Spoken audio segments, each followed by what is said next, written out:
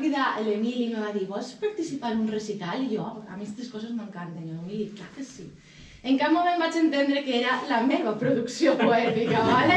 O sigui, jo això havia llegit algun text en Dijous L'Art, no?, de prosa, però no de vers.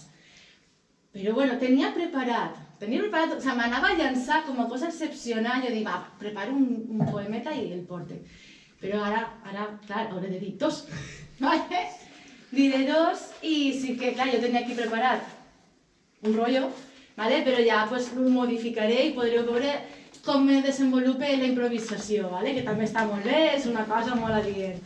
I aquest poema és el meu, ¿vale? És la primera vegada que el llegiré en públic, se'n diu El monstre. Soc un monstre. Qualsevol cosa que toco la contamino. Des de petita em van advertir dels monstres i jo encara no sabia que ho era jo.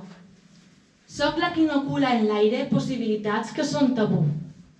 La que servís d'excusa per transgressions de postal. Però, quan s'acaba la festa, hom torna a la normalitat i jo continuo amb la pulsera. Quan s'acaba tot, o abans de començar, haurien d'allunyar-se de mi. El monstre sóc jo.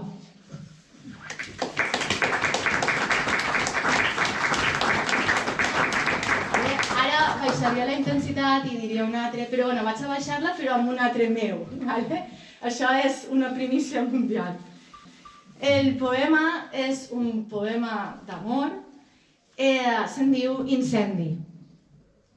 He somiat que s'omplia l'aire de cuques de llum i he somiat que il·luminaven el lloc on eres.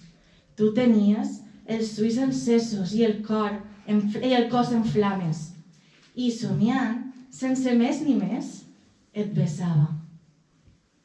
Amb tant d'ímpetu que he ensopegat amb la realitat i el que abraçava només closques buides i cendra.